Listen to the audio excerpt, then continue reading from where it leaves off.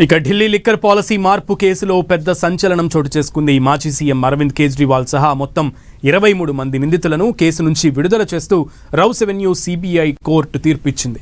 అసలు ఎలాంటి ఆధారాలు లేకుండా వీరిపై కేసు నమోదు చేశారని, కుట్ర చేశారనేటువంటి సాక్ష్యాలే లేవని తేల్చింది. వారందరి డిశ్చార్జ్ పిటిషన్లను అనుమతించింది. దీంతో ఢిల్లీ మాజీ సీఎం కేజ్రీవాల్ తనపై రాజకీయ కుట్రతోనే కేసు పెట్టారని రుజువైందన్నారు.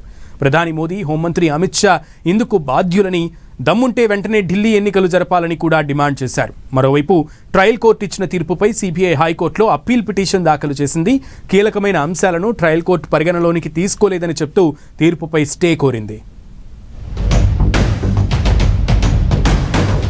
केजरीवाल भ्रष्ट नहीं है।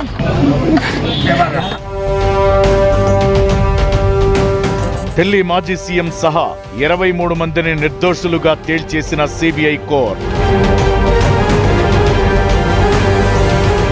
కోర్టు తీర్పుపై హైకోర్టుకు సిబిఐ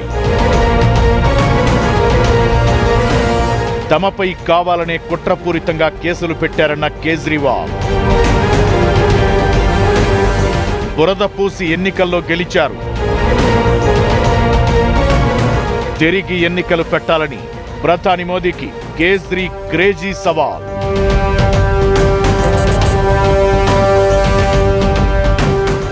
ఢిల్లీ లిక్కర్ పాలసీకి సంబంధించిన అవినీతి కేసులో ఆప్ అధినేత మాజీ ముఖ్యమంత్రి అరవింద్ కేజ్రీవాల్, మాజీ ఉప ముఖ్యమంత్రి మనీష్ సిసోడియాలకు భారీ ఊరట లభించింది.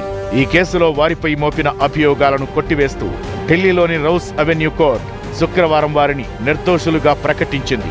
అయితే ఈ తీర్పు వెలువడిన కొద్దిసేపటికే దీనిని హైకోర్టులో సవాల్ చేయనున్నట్లు సిబిఐ స్పష్టం చేసింది. కేసు విచారణలో నిందితులపై నేరారోపణలు రుజువు చేసేందుకు తగిన ఆధారాలు లభించలేదని కోర్టు తన తీర్పులో పేర్కొంది. క్రిమినల్ కుట్ర సహా ఎలాంటి నేరపూరిత చర్యలు జరిగినట్లు ఆధారాలు లేవని తేల్చి చెబుతూ నిందితుల డిశ్చార్జ్ పిటిషన్ను న్యాయస్థానం అనుమతించింది. ఈ క్రమంలో కోర్టు తీర్పు అనంతరం కేజ్రీవాల్ తీవ్ర భావోద్వేగానికి గురయ్యారు. కన్నీళ్లు పెట్టుకున్నారు. సిసోడియా ఆయన్ను ఓదార్చారు. సత్యమే గెలుస్తుందని, న్యాయ వ్యవస్థపై మాకు పూర్తి నమ్మకం ఉందని ఎప్పుడూ చెబుతున్నాం. ఆ నమ్మకమే ఈ రోజు నిజమైందని కేజ్రీవాల్ అన్నారు. ఆప్ను బలహీనపరిచేందుకు ప్రధాని నరేంద్ర మోదీ, కేంద్ర హోంమంత్రి అమిత్ షా భారీ రాజకీయ కుట్ర పన్నారని, ఇది పూర్తిగా బూటకపు కేసు అని ఆయన ఆరోపించారు.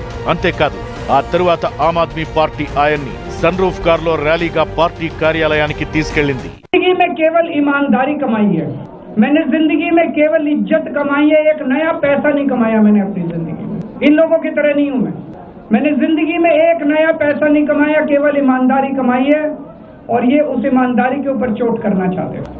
उसके लिए इन्होंने षड्यंत्र रचा था। आज कोर्ट के ऑर्डर के बाद ये साबित हो गया देश के सामने। 2021-22 ఎక్సైజ్ పాలసీ రూపకల్పన అమలులో అక్రమాలు జరిగాయని, లైసెన్సులకు అనుకూలంగా సౌత్ గ్రూప్ నుంచి ఆప్ నేతలు ముడుపులు స్వీకరించారని ఆరోపిస్తూ 2022లో సిబిఐ కేసు నమోదు చేసిన విషయం తెలిసిందే. ఆ క్రమంలోనే తాను అరెస్ట్ అయినా సరే కేజ్రీవాల్ జైలు నుంచే ముఖ్యమంత్రిగా కొన్ని రోజులు బాధ్యతలు నిర్వర్తించారు. ఆ తరువాత తన పదవిని ఆతిషీకి అప్పగించిన తరువాత జరిగిన ఎన్నికల్లో ఓడిపోయారు. ఈ క్రమంలో కేసులో తీర్పు ఇన్ని రోజుల తరువాత రావడంతో అసలు ఇంతకాలం జరిగిన దర్యాప్తు మాటేంటనే చర్చ కూడా జనంలో తారాస్థాయిలో జరుగుతోంది. केजरीवाल भ्रष्ट नहीं है।